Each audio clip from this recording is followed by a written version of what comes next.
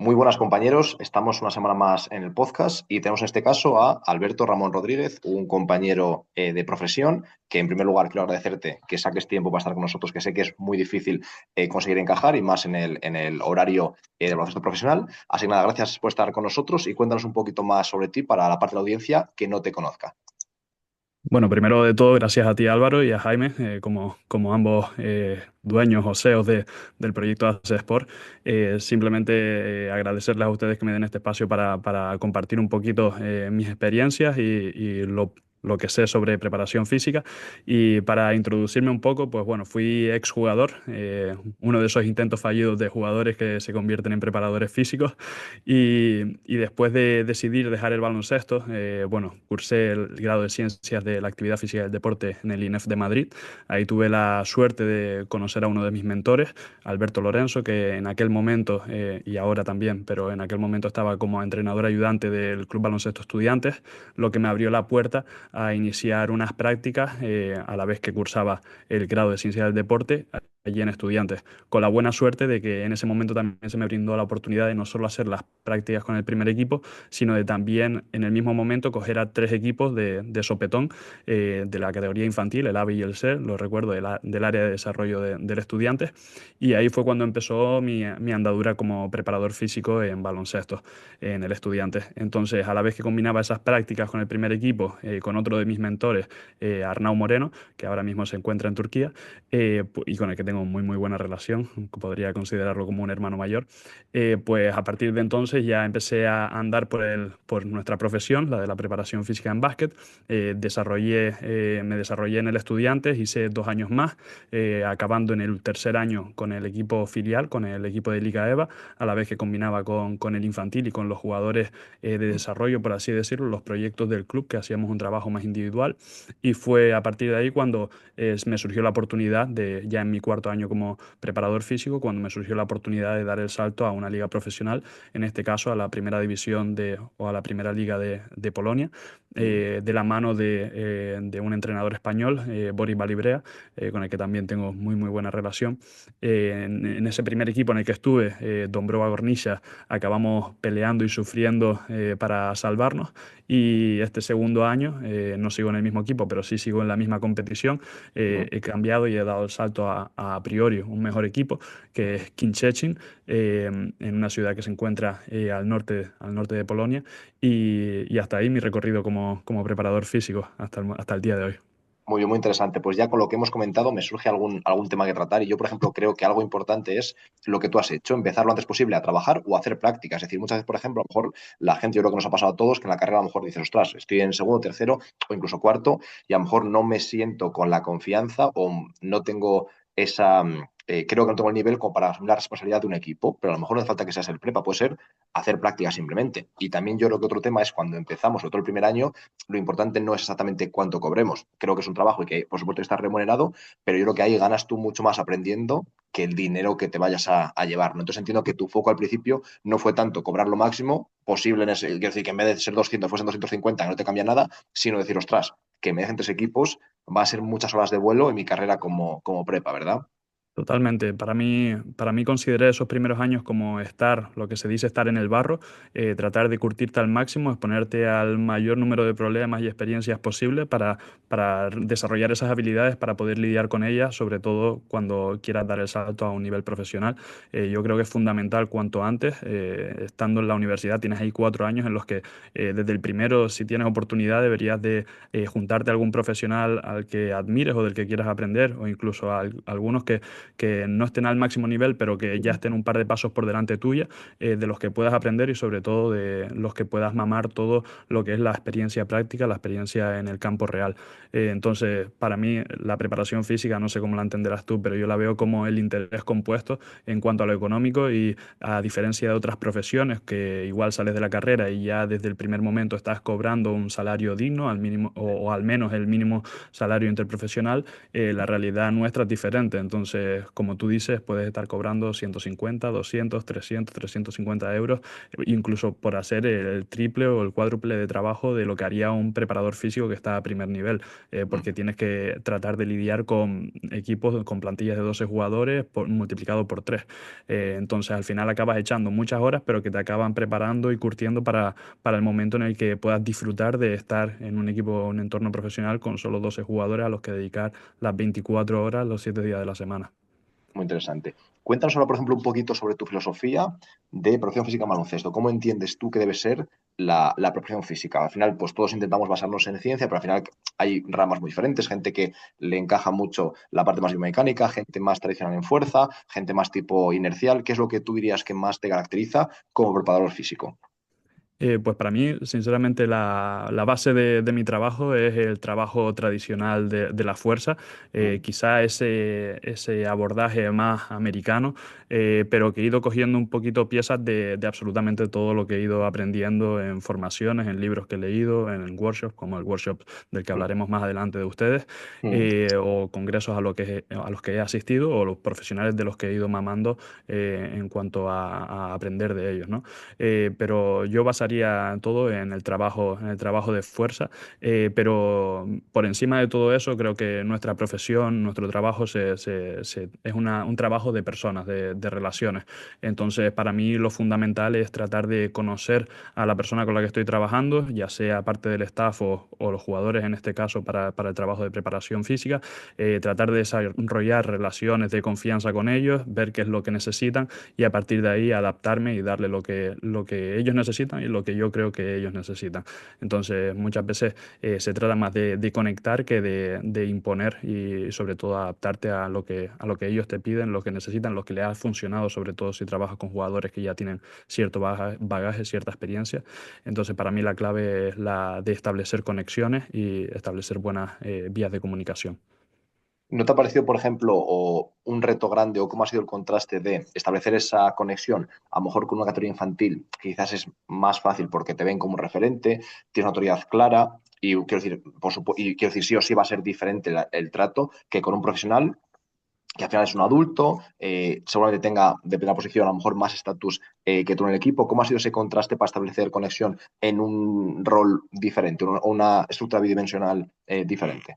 Pues como dices tú, aunque en categorías de formación quizás tienes esa posición ya de inicio más de autoridad, después cuando pasas a profesional empiezas a trabajar con personas que son mayores que tú, muchos de ellos, y que tienen mucha más experiencia en el ámbito profesional que tú. Pero mi manera de abordarlo siempre ha sido desde demostrarles que con trabajo, que soy el primero que va a poner el trabajo y que mi principal foco es el de estar ahí para ayudarles y que me preocupo de verdad desde lo más fondo desde el más fondo de mí en tratar de ayudarles. Entonces, yo creo que desde que ellos son capaces de interpretar que tú estás ahí para ellos, Mm, pase lo que pase, da igual la hora y el momento del día, mm, y que de verdad tienes un interés genuino por su rendimiento, por tratar de aumentarlo y en consecuencia aumentar el rendimiento del equipo. Y mm. si te ven que eres el primero en llegar y el último en irte, al final acabas ganándote ese respeto por parte de los jugadores profesionales. Y es prácticamente lo mismo que hacía con los jóvenes. Si les demuestras que estás apasionado en tu trabajo, que estás ahí pasando un buen rato, que tratas de ayudarles al máximo y de darles las herramientas para que se desarrollen como jugadores, yo creo que es la forma, en mi caso concreto, de haberme ganado quizá esa oportunidad de influir más en los grupos con los que he trabajado. Es decir, quizás tener paciencia, ¿no? Y que es cuestión de tiempo, que no puede ser a lo mejor la primera semana, sino que es un proceso más largo de que poco a poco vean, porque al final yo también lo comento siempre, que no, aunque por así decirlo, nuestro trabajo debe conllevar cierta autoridad, cierto respeto, cada jugador ha pasado por prepas diferentes. Hay prepas buenos, prepas malos, prepas unos sinvergüenzas. Es decir, al final no todos los sitios es como en España. Hay culturas en donde el prepa es casi el profesor de instituto que echa una mano. Entonces, claro, si ese jugador ha pasado por ahí, a lo mejor luego te conoce, piensa que es lo mismo, no puede fiarse de ti, a lo mejor su físico no puede confiarlo en ti. Entonces hay que poquito a poco romper esa coraza y que vean que a lo mejor que, vale, este caso es diferente, esta persona está 100% para esto y le importa mucho, casi a lo mejor más que a mí, cómo yo rinda físicamente, ¿verdad? Exacto, totalmente de acuerdo, Álvaro. Perfecto. El siguiente punto sería hablar en concreto de qué filosofía tienes tú para controlar la carga de tu equipo. Es decir, qué metodología desarrollas para ver cómo monitorizamos la carga de entrenamiento. Pues he ido pasando por diferentes procesos. En un principio, que creo que Mm, todos debemos de experimentarlo también y de mm, sufrirlo, estaba enganchadísimo a los Excel y, vamos, tenía los Excel más currados mm, con el control de carga a través del SRPE. Entonces iba a todos los jugadores preguntándole el numerito de cómo de dura han mm, sentido la sesión del 1 al 10. Los recogía y después me hacía mis movidas gráficas para después comunicarlas mm, con mayor o menor influencia sobre los entrenadores, ¿no? mm, Sobre todo al principio, que eres un pipiolo mm, y te cuesta ganarte esa confianza por parte de los staff en el trabajo que estás mm, haciendo, desarrollando con el control de carga. Entonces he pasado por ahí, he pasado por los cuestionarios wellness, mm, haciendo las típicas preguntas para ver cómo de preparados a nivel de mm, readiness estaban los jugadores para la sesión. mm, Y este año he tenido la suerte por un periodo corto de tiempo, a principio de temporada, de probar el sistema IMU de Kinexon en este caso. mm. Estuve 2 meses trabajando con él y para mí ha sido, sinceramente, como descubrir la forma para, en mi caso concreto, Mm, o igual en un año te digo que es otra diferente, mm, pero el sistema de IMU de Kinexon con el control de carga de las Acceleration Accumulated Load, para mí es la forma de controlarlo de una manera objetiva, mm. real y que sobre todo te va a brindar la ventana de oportunidad de influir en las decisiones del staff, porque me he encontrado con entrenadores que me han tirado por el suelo el control de carga a través del SRPE, básicamente porque es No se una fían, sí. forma de O que controlarla son blandos. subjetiva. O te dice son blandos. O en plan hay que ser más duros, ¿no? Quizás, ¿no? Sí, o que son blandos, o que hay que ser más duros, o que el jugador igual ha tenido un mal entrenamiento o una mala performance en el partido y por Mm, eso influye que te dé un número más bajo o te dé un número más alto. mm, Entonces, aunque mi manera de explicarlo ha sido que tomo mm. como referencia a algunos jugadores de los que sí me fío Claro. y que sus notas suelen Mm. ser acordes a las que yo Sí, mismo sí, sí. trato de Pues, establecer o yo identifico, sí. no, hay entrenadores que no te lo compran. Sí, sí, sí. Entonces, igual lo puedes llevar tú, pero no vas a influir en el Mm, proceso de entrenamiento. Entonces, para mí la forma mejor de hacerlo es a través de sistemas de control de carga IMU o LPS, en mm, el caso de que cuentes con los recursos para permitírtelo. Sí es verdad que ahora no contamos con ello, entonces mm, me quedo un poco con el culo al mm, aire, pero sí que nos permite tener clasificadas ciertas tareas que hemos ido mm. desarrollando durante ese periodo que contábamos con el Claro. dispositivo, entonces ya nos permite más o menos Sí. tomar decisiones en el proceso de entrenamiento. Mi duda, por ejemplo, con ese sistema, yo tuve un sistema también similar, otra marca en concreto, pero bueno, teníamos también las antenas, es decir, te daba también más variables que es una acelerometría, y yo lo que sentí es que era una cantidad de datos tan abrumadora que era una locura el intentar. Luego, de vez en cuando, por ejemplo, daba falsos positivos el sistema este, es decir, este pico de velocidad, yo decía, esto no puede ser verdad.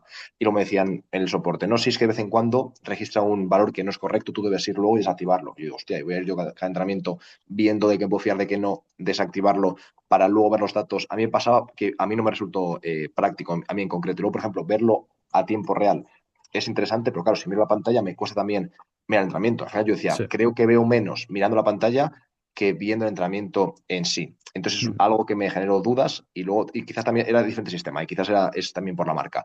Y luego una cosa, o una crítica que veo yo es, en concreto también recoge frecuencia cardíaca a tu sistema o solamente carga No, externa. deberías de añadirle las bandas de Eso frecuencia es. cardíaca. En mi caso solo era, bueno, la acelerometría, tema de los saltos, todo lo que tiene que ver con el desplazamiento, básicamente. Claro, a mí mi duda con eso es, claro, te dice cuánto están haciendo, que es súper interesante, pero claro, no te dice cómo se sienten. Entonces, te pongo un ejemplo. Tú tienes un microciclo donde has perdido, vienes de semana muy dura, has viajado y haces semana A, y otra semana en la que has jugado en casa, has ganado, se han relajado y has entrenado lo anterior menos duro. Claro, al final la carga externa va a ser la misma, pero cómo lo perciben, a priori no debería ser lo mismo, ¿no? Entonces yo quizás eso, junto con el RP, aunque tú luego Complementarlo. no lo comes al entrenador, pero yo sí que lo veo de tener algo de cómo se siente el jugador, ya sea preguntando, simplemente viendo, hablando con el Sí, fisio que te cuente, pero yo creo que la parte sí. de carga interna sí que es muy importante, ¿no? Porque al final es cómo se siente el jugador, ¿verdad? Mi forma también este año, totalmente de acuerdo con lo que dices de esa parte de carga interna,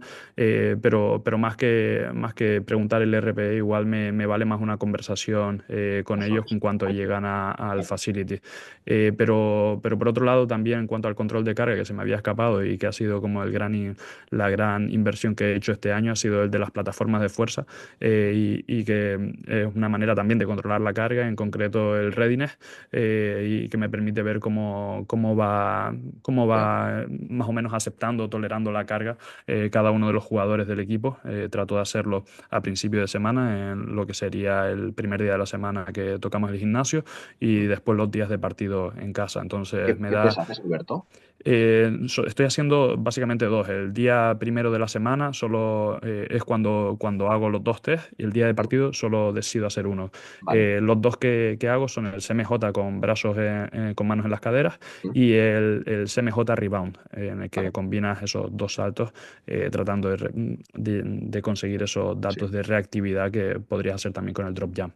Mm, Pero me parece quizá más interesante sí, muy interesante. el rebound porque estandariza, básicamente no necesitas que transportar el cajón o 100%. tener siempre la misma Muy altura del interesante. cajón, etcétera. Sí, muy de acuerdo. Vale, respecto al microciclo, por ejemplo, cuéntanos un Ujú. poquito cómo suele ser vuestra estructura tipo. Entiendo, por supuesto, que depende de doble partido, un partido, pero más o menos cómo lo enfocáis en 9 sesiones, si sois muy de oposición, muy de trabajar parte 5x0, muy de 5x5 o más, quizás juegos reducidos, y sobre todo, si la fuerza la tienes más como sesiones principales, ya sea grupales o todo el equipo, o más microdosis, o quizás una combinación de ambas. ¿Cómo lo entiendes tú, Alberto, ese trabajo de microciclo?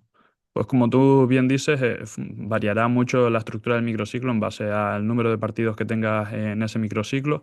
Mm, Nosotros, por suerte, me encantaría tener doble competición porque lo guay para todos es lo de jugar partidos, mm, pero tengo solo la competición doméstica, entonces lo normal es que contemos solo con un partido a lo largo de la semana y suele vale. variar entre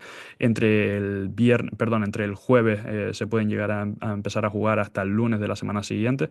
Entonces, eso te da pie a diferentes microciclos que se puedan llegar a dar. En el caso de que, por ejemplo, que es el que más se suele repetir, juguemos el sábado, lo que solemos hacer es dar de descanso al día siguiente. Ese día quizá yo lo aprovecho, tanto yo como los entrenadores ayudantes, para hacer trabajo de player development, Mm, en concreto con los jugadores jóvenes, que son los que tenemos una plantilla de 12 jugadores y los dos últimos de la rotación son los jugadores jóvenes. Y mm, esos dos, sumado a uno más que cuenta con más minutos, pero que está en ese proceso aún de desarrollo como jugador, pues mm, esos tres sí o sí vienen el día de descanso para hacer trabajo individual en gimnasio y en pista.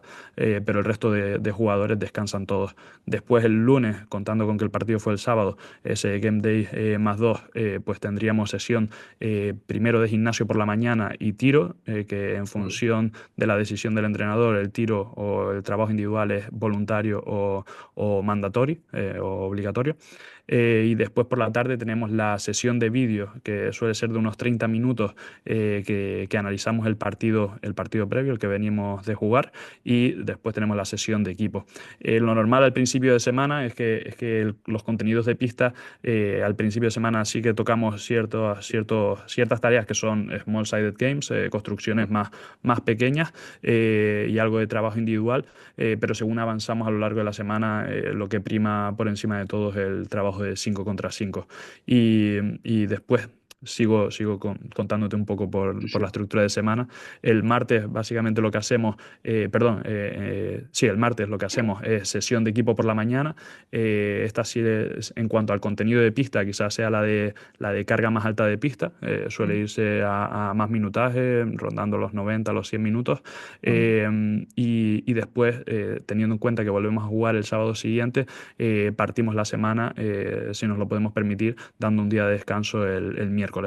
Y después ya nos vamos a la preparación del partido, que serían los 2, 3 días antes del partido, en este caso 2 días antes del partido, en las que tenemos sesión de vídeo, en la que primero empezamos con la defensa, unos 15 minutos de hablar de la defensa del equipo rival.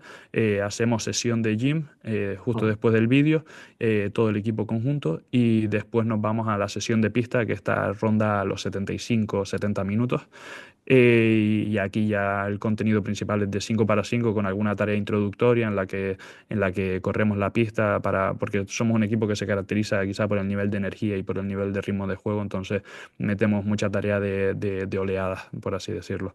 Y después el viernes, que sería el Game Day -1, hacemos básicamente el vídeo y una sesión corta que en función de si jugamos en casa o fuera de casa puede ser o mixta o de no tape, es decir, algunas tareas en las que sí hay oposición y otras en las que no, en las que es básicamente walkthrough. Mm, Eh, entonces, básicamente a eso es como se estructura y el día de partido, en función de si juegas por la mañana o por la tarde, mm. si juegas por la tarde habrá un shoot around por la mañana y si no, directamente al partido, si juegas por la mañana o cerca del mediodía. Perfecto. No, muy, muy interesante. La siguiente pregunta sería, justo antes, porque llevas al final poco tiempo, o te lo tiras reciente, ese cambio de lo más amateur a baloncesto profesional, ¿qué es lo que Ujú. más te ha chocado de lo que has encontrado en el baloncesto profesional? ¿Qué es lo que tú pensabas que a lo mejor era diferente? Es decir, ¿qué es lo que te ha chocado de verdad? Decir, ostras, esto me esperaba diferente en este sentido, ya sea para mejor, para peor o simplemente diferente. Para mí lo principal es el tiempo del que dispones para pensar en el equipo con el que estás trabajando. Mm, Como te decía, en el estudiante venía de trabajar con dos, tres grupos, más mm, jugadores individuales por otro lado, y sí. aquí es centrarme en los 12 jugadores con los que contamos en plantilla. Eso para mí es el principal punto. Y después, Mm, como algo que me esperaba, pero que no me esperaba tanto, de hecho el año pasado viví que cortaron al entrenador del que fui de la mano y fue quizá el momento más mm, duro de la temporada, mm, eh, sobre todo por la incertidumbre de no sabes qué va a pasar contigo, vienes de encadenar muchas derrotas, el nivel sí. de confianza en ti mismo igual se ve mermado. Entonces, para mí lo más duro en cuanto a que me esperaba, pero no tanto, ha sido el nivel de importancia del resultado por encima del proceso, porque el nivel del proceso era de primer nivel, en mi opinión, Mm. los resultados no acompañaban y las vidas que tienes son pocas. Entonces, cuando los resultados no van de la mano o no te acompañan, lo normal es que acaben pasando cosas de este estilo que son tristes, pero que es una realidad en el deporte de alto rendimiento. ¿Has notado el cambio de presión, me imagino, no de trabajar en infantiles, aunque tú tienes la propia presión de querer hacerlo bien, que se ve que la tienes y que al final los prepas casi siempre que queremos dedicarnos a esto, pues ha ocurrido, pero sí que has notado el cambio de presión de cuando estás a lo mejor en el otro nivel, imagínate en esas 6 7 derrotas consecutivas, que tú a lo mejor te pases en el gimnasio y que eso a que un jugador vaya con molestias, no que se lesione, pero simplemente que no esté bien para un entrenamiento, Ujú. claro, es una sensación de, hostia, hoy no me la puedo jugar, ¿no? ¿Cómo Bueno, has sentido ese cambio de te, presión? te digo más, nosotros encadenamos 12 derrotas seguidas. Qué duro. Fue duro entre los meses de enero y marzo. eh, y se vivió duro porque además el club entendió como una buena estrategia para motivar al personal que no pagarían hasta que consiguiésemos la victoria. Entonces encadenamos dos meses, muchos de nosotros sin cobrar. Entonces no fue nada fácil, sinceramente. Ya, ya, Eh, y tampoco creo que sea la forma de ya, motivar ya. al equipo, pero bueno, al final los que toman las decisiones son otros. Mm, Entonces sí es cierto que ahí se hace incluso más duro y más difícil el ser optimista y el sacar energía para abordar el día a día y convencer ya. a los jugadores de que esto es lo que debemos hacer. Entonces ahí te toca lidiar con la persona y no tanto con el jugador y tratar de hacer esa parte de psicólogo que sin ser intrusistas, pero muchos de Sí, nosotros que es el tenemos día a día, sí, que sí, hacer, exacto. sí, sí. Entonces tratar de motivarles y convencerles de que esto es lo que debemos hacer y esto es lo que nos va a ayudar a revertir la situación. Pero no es nada fácil cuando encima el club decide Sí, es complicado. no pagar al jugador. Es lo que comentamos muchas veces Jaime y yo, tanto en privado como en formaciones, que claro que al final, aunque los papers sean la base y nos den un poco la línea para mejorar, claro, ningún paper te explica la situación. Es decir, tú no No, puedes llegar ahora y decir, no, mira, yo sé que el PAP es hacerlo 2 horas antes, tal. Tú dices, mira, está la cosa, quiero decir, no está la situación para que tú ahora inventes algo. Hay que intentar conseguir con que los jugadores no se amotinen, quieran ir con el equipo, estén todos juntos a una. Eso es lo que más hace. Entonces, a lo mejor en ese momento, que sé yo, a lo mejor un calentamiento que sea un juego, te suma mucho más que un muy buen trabajo de clúster. Entonces, al final hay veces totalmente. que hay que analizar eso, pero sí, sí, no. Al final también te digo que haber vivido eso, yo creo que tan pronto, te da muchas tablas, ¿eh? Porque al final has vivido Ah, algo interesante, algo duro, muy pronto, que te va a ayudar mucho en tu carrera. A mí yo me trataba de convencer, el autodiálogo y también la llamada a las personas a las que quería, Claro, todas iban en la misma dirección y era que esto me iba a preparar. Entonces verlo como es- una oportunidad también de demostrarme a mí mismo que de verdad quiero desarrollarme en esta profesión y de que tengo la resiliencia necesaria para enfrentarme a cualquier situación adversa que se me pueda ir dando. Y yo creo que a todos, tarde o temprano, alguna situación como esta no va a llegar.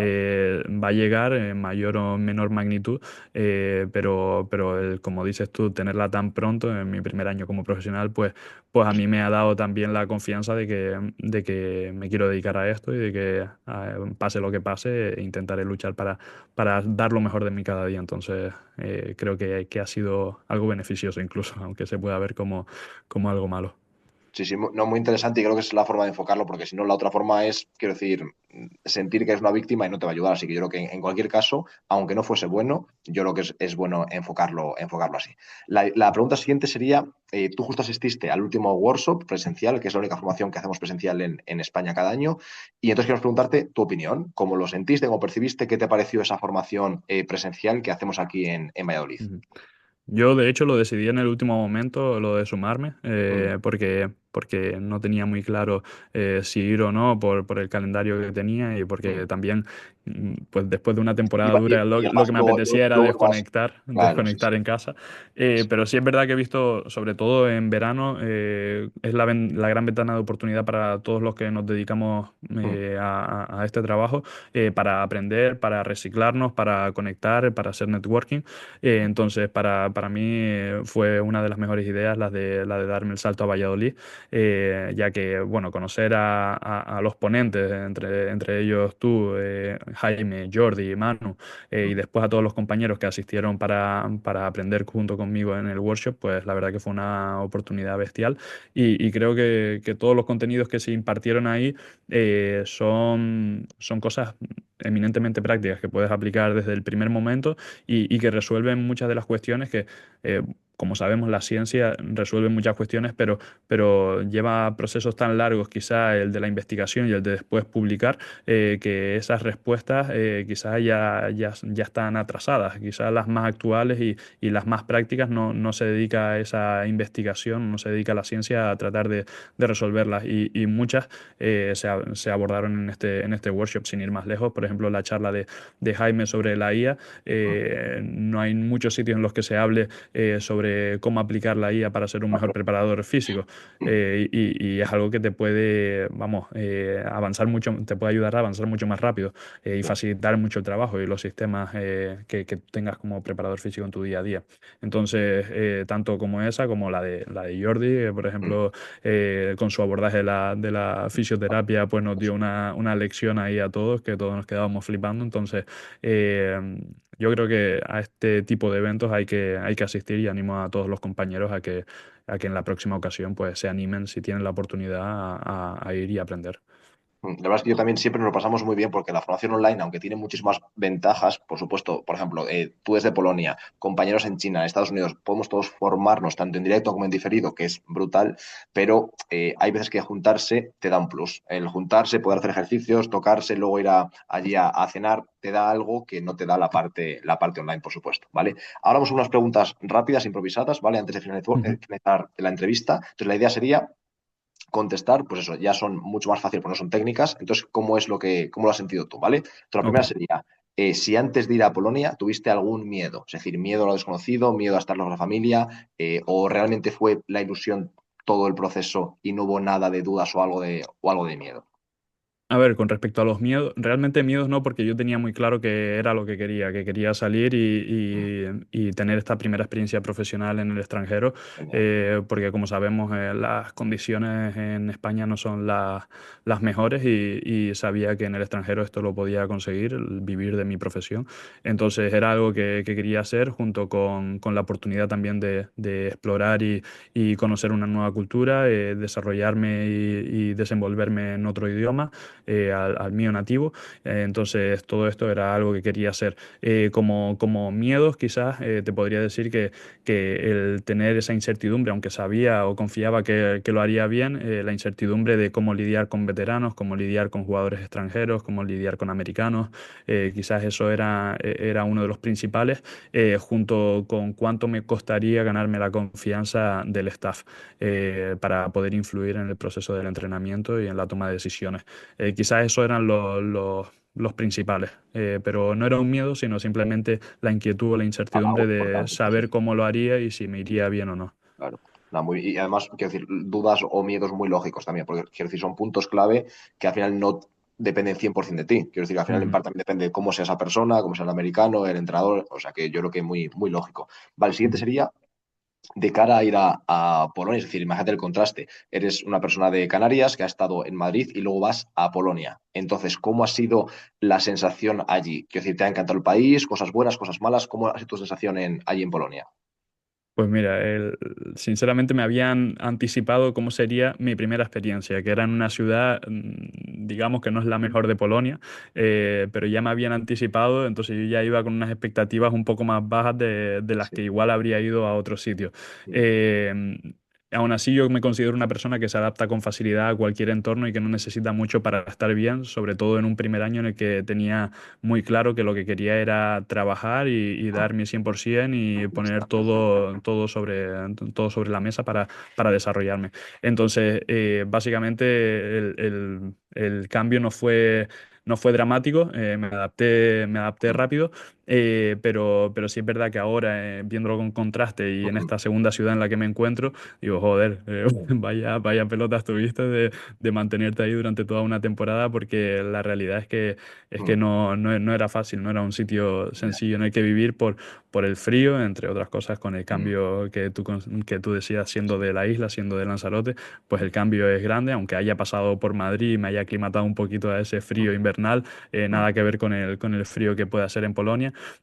Sobre todo para mí, en el primer año, el contraste grande fue el de pasar de Madrid, que ves a gente socializando en las terrazas Mm. prácticamente cada día después de trabajar, Sí. a venirte aquí a Polonia, y en la ciudad en la que yo vivía no había prácticamente bares, entonces no veías a gente en la calle. Ya. No Ya, ya, ya. veías no veías a gente en la calle, entonces era un choque cultural grande, ya que Mm. la vida se desarrollaba en la En casa. familia, dentro de Mm. casa. Y por otro lado, quizá lo que más me costó fue la duración de luz dentro del día, sobre Ostras. todo en invierno. Ya. eh, se hacía de noche básicamente a las 3 de la tarde, y los días que a mí me Que gusta hay luz, echarme. los días que había Sí. sol, entre comillas, los días que Sí, había algo de claridad. exacto, exacto. A mí los días que Pues a es mí me duro. apetece, siempre que puedo, echarme la power nap y Sí, la sí. siestita, y cuando me levantaba de la siesta ya era de noche y digo, hostia, ¿y Claro. ahora qué hago? Entonces mi rutina era muy básica, era trabajar, echarme una siesta, ir a entrenar al gimnasio y volver a casa y al día siguiente, básicamente. Ya, sí, sí, sí, no, por supuesto. Vale. Y la última pregunta sería si alguna vez, aunque es verdad que como has contado que eres joven y que tu carrera profesional obviamente no puede ser larguísima por tu edad, si te has planteado alguna vez no dedicarte a esto. Es decir, por ejemplo, cuando dudan del proceso, ostras, pues yo creo que cuando estabas en Madrid, imagínate, y veías que era difícil poder dedicarte a esto, poder vivir bien a nivel económico, o a lo mejor en Polonia ese año duro, algún momento que tú dijeses, ostras, pues no sé si me compensaría más, qué sé yo, opositar o dedicarme a otra cosa, o no ha habido ningún momento en el que pasasen esas dudas por la cabeza. Sinceramente, no, Álvaro. Te mentiría si te dijese que sí. Y como que lo he tenido tan claro desde el principio, que he estado muy determinado en que encontraría la manera de dedicarme y ganarme la vida con esto. Muy bien. Entonces, entonces la verdad es que las dudas nunca han aparecido. Sé que igual a mis padres, porque yo inicié la carrera de Administración y Dirección de Empresas, a mis padres esas dudas sí que las tuvieron, y de hecho me intentaron reconducir para no Ya, pasarme a ciencia del deporte, ya, ya. porque dudaban un poco de que me Sí, pudiese sí. ganar la vida bien con ello. Ya, Pero la realidad es que yo, desde el momento en el que decidí cambiarme de carrera, sabía que iba a encontrar la manera, y en cuanto decidí que iba a ser la preparación física en baloncesto, no he tenido ninguna duda, vamos.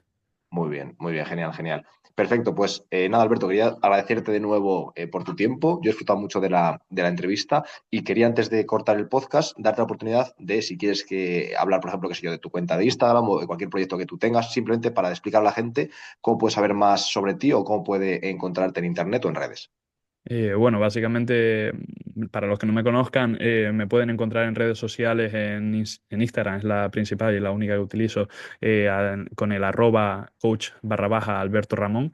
Ahí trato de ir compartiendo con mayor o menor frecuencia, en función del tiempo que tengo, pues cierto contenido que espero que para los que lo sigan sea de valor, y les pueda ayudar. Y, y básicamente es ahí donde me pueden encontrar en cuanto al contenido que genero y la interacción directa conmigo. Otra sería a través del correo, que si quieren se los puedo pasar, estaré encantado, pero creo que será mucho más rápido a través de Instagram, mensaje directo, y responderé a todos los que me escriban. Y por otro lado, respecto a las cosas que tengo ahí fuera a nivel online, pues si a alguien le interesa que escuche esto y quiera trabajar conmigo, pues tengo principalmente dos opciones. Una es un programa que desarrollé aprovechando el año pasado, la temporada pasada, en la que no tenía mucho que hacer. Desarrollé este programa de 12 semanas para jugadores de básquet, para aumentar el rendimiento. Entonces, a los que le interese pueden entrar ahí. Y también tengo un servicio de trabajo uno a uno con jugadores que voy a iniciar para este 2026. Entonces, el que esté interesado que me escriba, y le doy toda la información. Perfecto, pues Alberto, de nuevo, muchas gracias por tu tiempo, he disfrutado mucho y nos vemos pronto, ¿vale? Venga, un abrazo. Igualmente, Álvaro, muchas gracias. Chao, chao.